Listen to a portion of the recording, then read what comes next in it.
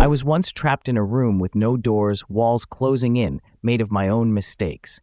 Addiction was the lock, and hopelessness was the key. Every morning felt like fighting through a storm with no umbrella. Every night a battle with shadows darker than the last. But what if I told you the very chains that bound me became the compass that led me out? Here's how I turned wreckage into a roadmap for healing.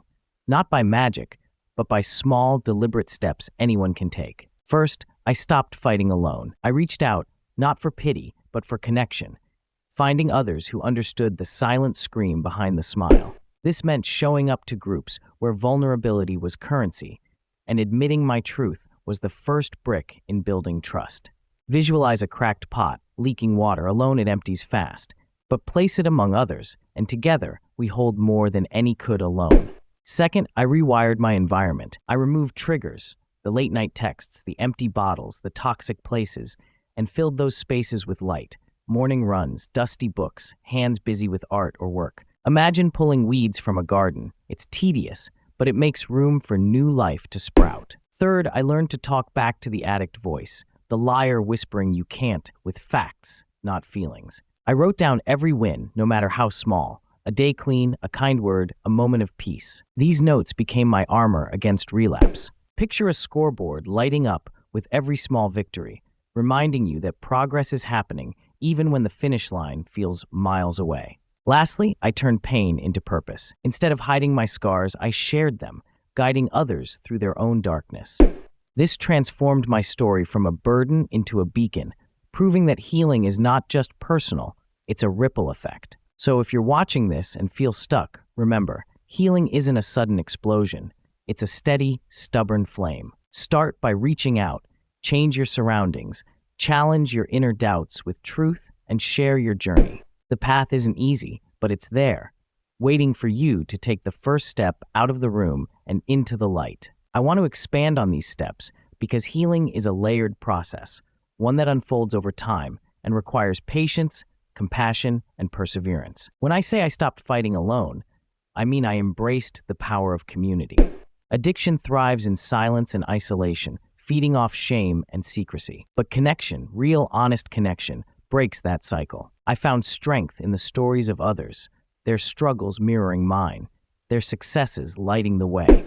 It wasn't about comparison or competition, it was about solidarity. We are stronger together, even when our individual journeys feel solitary. Showing up to groups wasn't easy at first. Anxiety and fear whispered lies about judgment and rejection.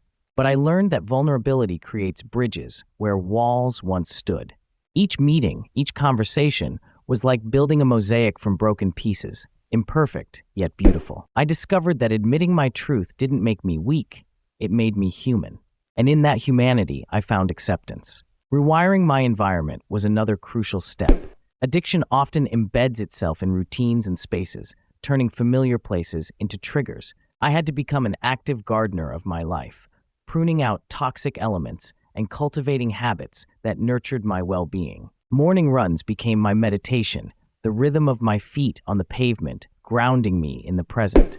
Dusty books opened new worlds, inviting me to learn, dream, and heal. Creative outlets like art or work gave my hands purpose and my mind focus, steering me away from destructive habits. This process of environmental change isn't a one-time fix. It requires constant attention. Triggers can sneak in unexpectedly, and old habits can resurface. But by consciously choosing what I exposed myself to, I built a sanctuary where recovery could take root. Imagine tending to a garden after a harsh winter. Sometimes the soil is hard, the growth slow, but with care, life returns. Talking back to the addict voice was perhaps the hardest step. That inner critic is relentless, a shadow that distorts reality and sows doubt. It says things like, "You're not strong enough," or "You'll never change," trying to keep me captive. But I learned to respond not with anger or avoidance, but with facts, evidence of my progress and resilience. Writing down every win became a ritual, a tangible record of my journey. Each note was a seed of hope, a reminder that change was possible. Visualizing the scoreboard helped shift my mindset from despair to determination.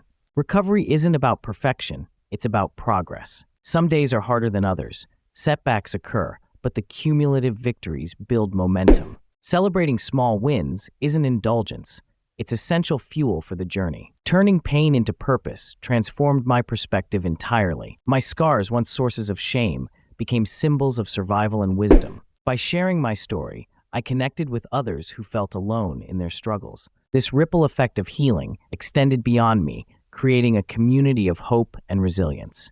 It showed me that suffering can have meaning, that pain can be a catalyst for growth.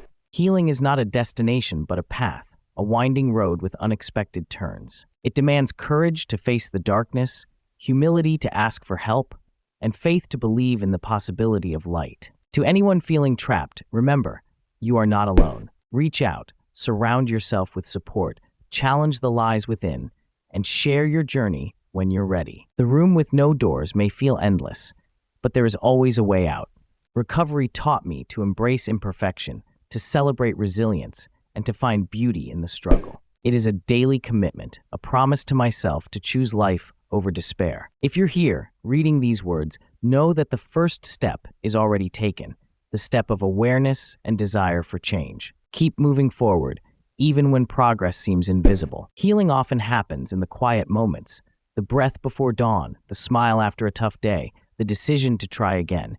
These small acts accumulate, building a foundation strong enough to support a new life. Remember, the chains that once bound you can become the compass that guides you. Your story matters, your journey is valid, and the light you seek is within reach. Take that first step out of the room and into the expansive possibilities beyond. You are capable, you are worthy, and you are not alone.